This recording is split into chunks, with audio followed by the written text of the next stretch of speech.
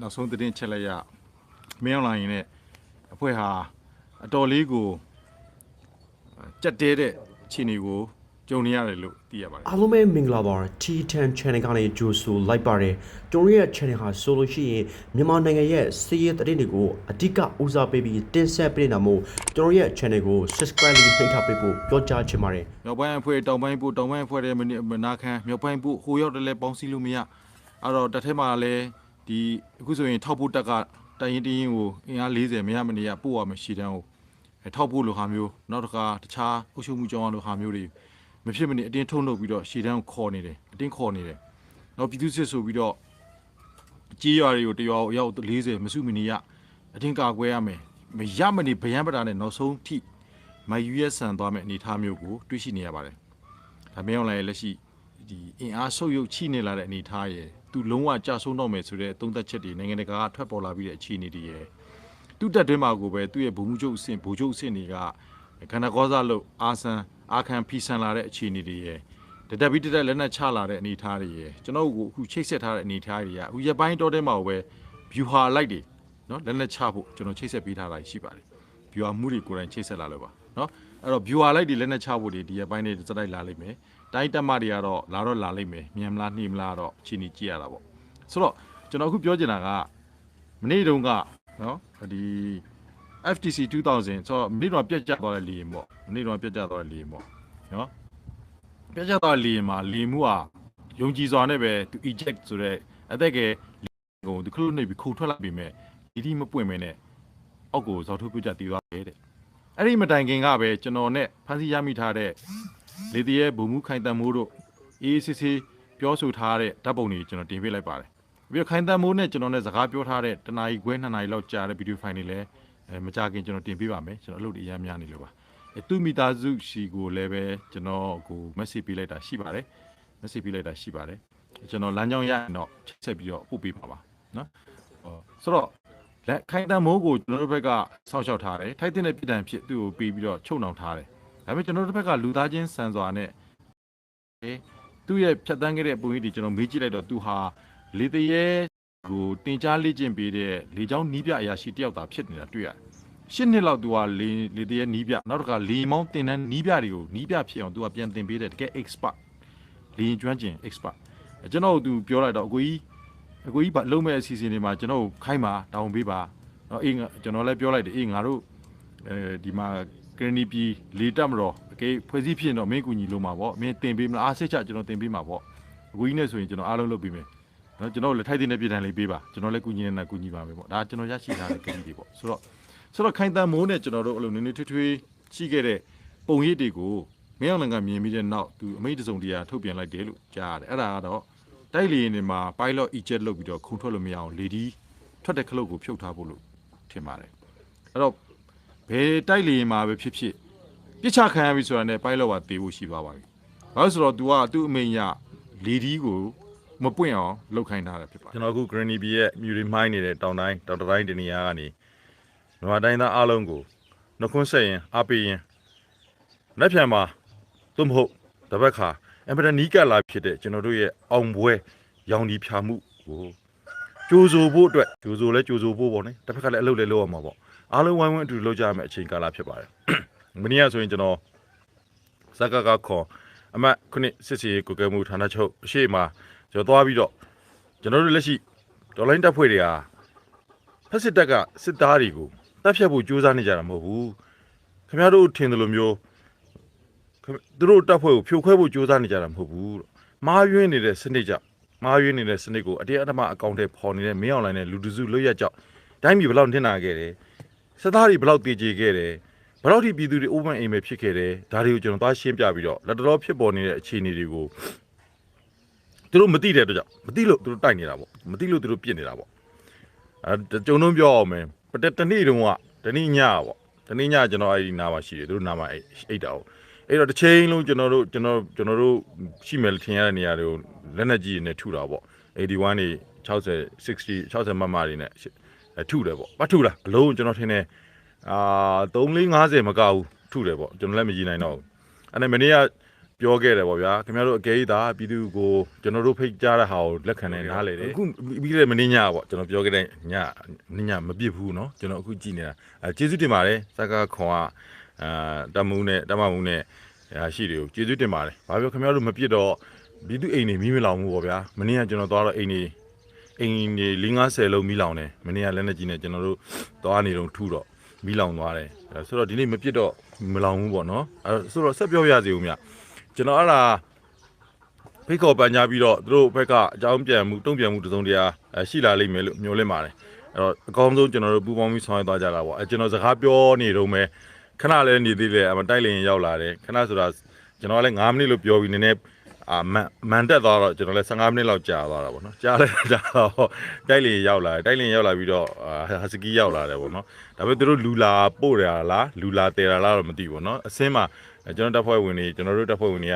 နည်းနည်းအလုံးကြီးအလုံးသေးလေးနဲ့နည်းနည်းဝိုင်းကျွေးလိုက်ကြတော့သူတို့လည်းနည်းနည်းရောက်ရခတ်သွားဝင်ရပါတယ်ဆိုတော့ကျွန်တော်တို့ကမလုတ်ချင်ဘူးမတိုက်ချင်ဘူးဒီကိုယ်စစ်သားချင်းကိုမတတ်ချင်ဘူးမနေ့ကဆိုကျွန်တော်အဲ့ဒီမြို့အတွင်းတွေက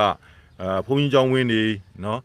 ်နောက်ယူမိုက်ခံတိုက်တဲ့အတွက်ကြောင့်ပြည်သူတပ်ဖွဲ့ဝင်တွေရဲ့ကာကွယ်တပ်ဖွဲ့ဝင်တွေချီးမွမ်းခြင်းခံလိုက်ရလို့တည်သွားတဲ့ဖက်စစ်သားအလောင်းရုပ်ကျွင်းရုပ်ကြံတွေမိရှို့ထားတဲ့ဟာအများကြီးကျွန်တော်မြို့ရဲ့နေရာတော်တော်များမှာပုတ်စော်တွေကရမ်းနံနေတယ်ဒီစစ်သားတွေရဲ့အလောင်းတွေပေါ့နော်ဒါဆိုစိတ်မကောင်းကြေကွဲရတယ်ကျွန်တော်ဗီဒီယိုဖိုင်တိုလေးတွေတော့တချို့ရိုက်လာတာရှိတယ်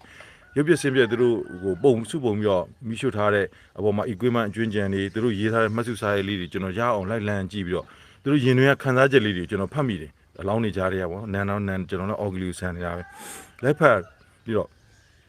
စိတ်မကောင်းအရန်ဖြစ်ရတာပေါ့နော်သူတို့ရဲ့ diary လေးတွေမှာ diary တော့မဟုတ်ပါဘူးမှတ်စုစာအုပ်လေးတွေမှာသူတို့မိသားစုအကြောင်းလေးတွေရေးထားတာလေးတွေသူတို့အလောင်းရဲ့မိကျွမ်းနေတဲ့အလောင်းရဲ့ဒီတပိုင်းတစဒီ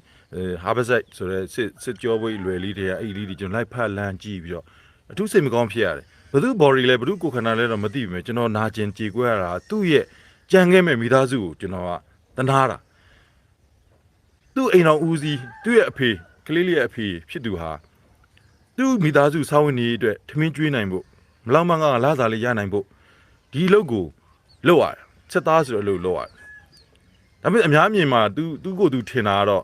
ငါပြည်သူကိုကောက်ကွယ်ဖို့စောက်ရှောက်တဲ့စစ်သားတယောက်အလုပ်ကိုလုပ်တယ်သူကိုသူထင်မယ်တကယ်တော့မဟုတ်ဘူးလေသူကပြည်သူကိုနှိပ်စက်တပ်ဖြတ်တဲ့ရန်ကားတဲ့ဖက်စစ်တဲ့လက်ပါစီအဖြစ်သူအလုပ်လုပ်တာကိုလို့တော့ခုပြည်သူ့ကာကွယ်တပ်ဖွဲ့တွေရဲ့ပေါင်းဆက်ချင်းမှုချင်းခံရတဲ့ခါကျတော့သူဟာမရှိမလားတေဆုံးရတာဘယ်လောက်ထိလဲဆိုဖုန်ချောင်းရဲ့စက်တီကန်းထဲမှာသူတို့ဒဏ်ရာရကြပုံရပါတယ်ကာကွယ်တပ်ဖွဲ့တွေကလည်းအမှကာကွယ်တပ်ဖွဲ့တွေကိုလည်းသူတို့ခံပစ်ကြရတယ်အပေါက်တွေကနေဟိုကလည်းပြန်ပစ်တာပေါ့နော်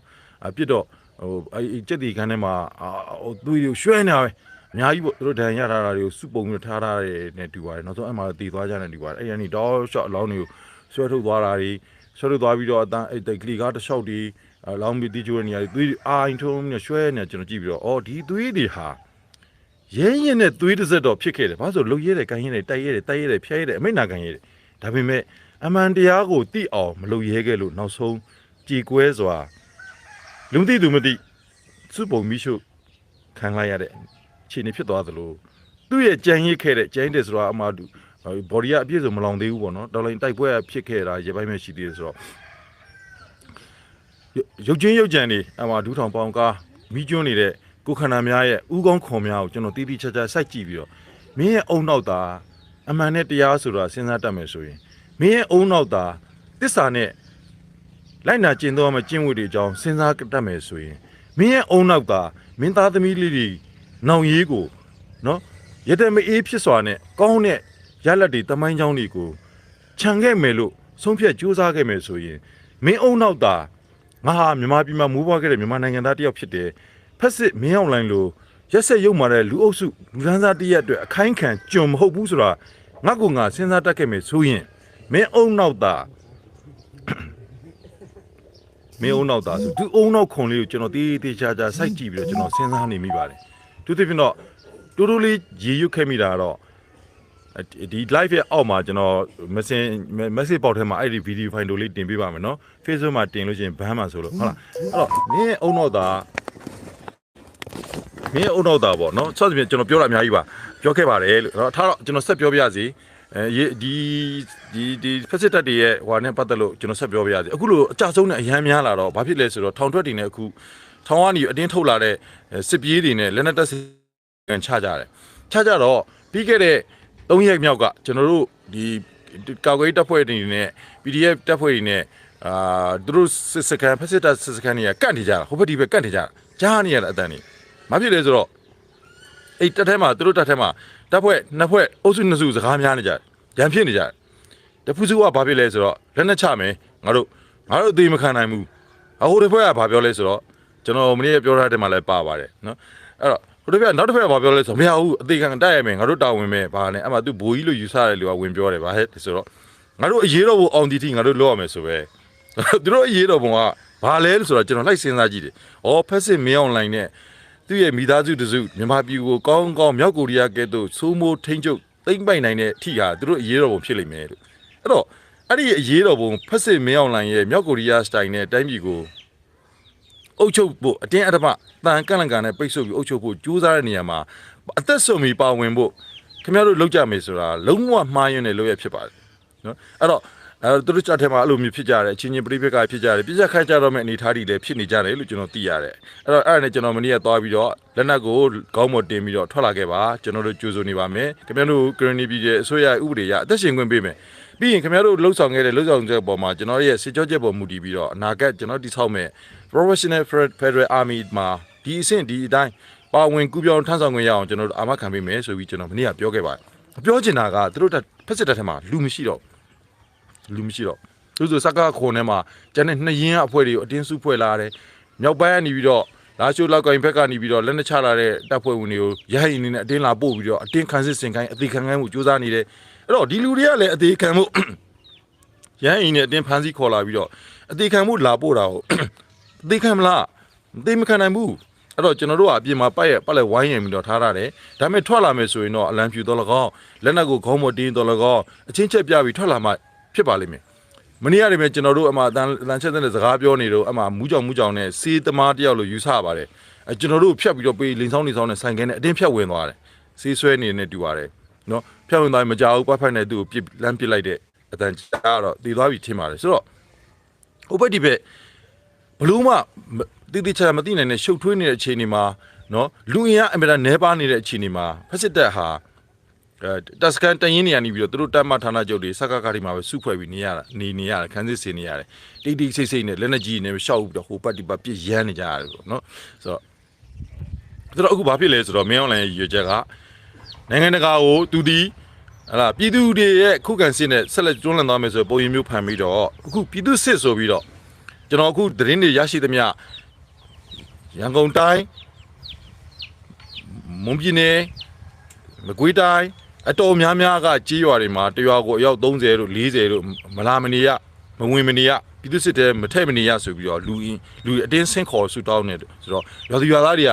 ကဘယ်ပြေးလို့ပြရမှမသိဖြစ်နေနော်ဒုက္ခအရမ်းရောက်နေတယ်သူတို့မှမိသားစုလည်းဆွန့်ခွာခက်တော်လိုင်းတက်ဖွဲ့လည်းပူပေါင်းမှုလည်းခက်ဖြစ်ပြီးတော့ကျွန်တော်စီအကြံဉာဏ်တွေအများကြီးတောင်းလာတယ်ဘယ်လိုလုပ်ရမလဲပေါ့သူတို့ကိုပြည်သူစစ်အတင်းစုနေမဝင်လို့ရှိရင်မိသားစုလိုက်ဖမ်းမယ်စီမโอเคအဲ့လိုရဲဆက်လုပ်နေတဲ့လူတွေလာဒီလိုမှမဝင်လဲခင်ဗျားတို့မိသားစုဒုက္ခပေးမယ်ဆိုโอเคပါဝင်လိုက်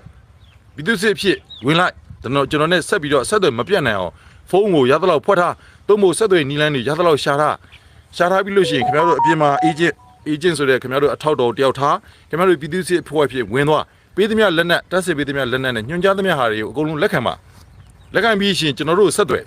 ်လက်နက်ပနေလိုက်နဲ့လူရင်းအားဘလောက်ဘယ်နေရာမှာဘလို့ရှိနေပြီဘလို့ကျွန်တော်တို့အတင်းသမားကျွန်တော်တို့သူတို့နေရာချဖို့လုပ်နေတဲ့ဥဆောင်တော့ဘသူကျွန်တော်ဆက်သွယ်ပါโอเคလက်နက်တွေလုံလောက်ရပြီလားရပြီလို့ကျွန်တော်အဲ့ဒီမှာခင်ဗျားတို့ပြည်သူစစ်လို့သူတို့ဘက်ကထင်မိမဲ့ခင်ဗျားတို့ကပြည်သူ့ကာကွယ်ရေးတပ်ဖွဲ့လိုဖြစ်သွားလိမ့်မယ်လို့ကျွန်တော်တို့ဝင်ပြီးစီမံခန့်ခွဲပေးမယ်လို့ပြောထားတော့သူတို့လက်ခံသွားတယ်အဲ့တော့မြန်မာပြည်အနှံ့ကပြည်သူစစ်ဖြစ်အတင်းသမားဆူဆောင်းခံရတဲ့လူတွေကိုလည်းအခုကျွန်တော်ဒီ plan တိုင်းဒီ strategy တိုင်းကျွန်တော်ပြောပြလိုက်မယ်ဝင်လိုက်ပါလက်နက်တွေယူလိုက်ပြီးကျွန်တော်တို့နဲ့ရသလောက်ဆက်လက်ထပ်မံချိတ်ဆက်ပြီးသွားပါလာပြီးလို့ရှိရင်ပြည်သူစစ်ဖြစ်လာပြီးကိုကိုင်းနဲ့ပေးချောင်းမူးကြောင်သူတို့ရဲ့စစ်တပ်ထဲအကောင်ကိုဝိုင်းဖြောင်ပြီးရင်ရသမျှလက်နက်ယူပြီးအဲ့ဒီဒေတာတစ်ခွင်ကိုချက်ချင်းလွတ်လပ်တော့ကျွန်တော်တို့တပ်ဖွဲ့နဲ့ပေါင်းပြီးတော့တိုက်စစ်ဆင်မယ်ဒါအခုကျွန်တော်တို့နောက်ဆုံးသူတို့ဘက်ကိုကျွန်တော်ပြန်ကြားလိုက်တဲ့အကြောင်းအရာဖြစ်ပါတယ်အဲ့တော့မိတ်ဆွေများအားလုံးကျေးဇူးတင်တယ်ကျွန်တော်မှလည်းအခြေအနေရရတူအခြေအနေအရန်နင်းတော်တွေကြားတွေကကျွန်တော်ပြောနေတာဆိုတော့เนาะအားလုံးကျွန်တော်အေဂျင့်တကယ်တော့တပီလုံးအေဂျင့်ပါစေပြည်သူလူထုအားလုံးစိတ်နှလုံးဝမ်း အေးချမ်းပါစေသူတို့ဖြင့်နောက်တိုင်းပြည်မှာကျွန်တော်တို့ပြည်တော်စုကြီးမှာဆက်လက်အသက်ရှင်ခွင့်ရမယ်ကလေးလေးတွေအားလုံးပျော်ရွှင်ငြိမ်းချမ်းတဲ့ဘဝလေးတွေ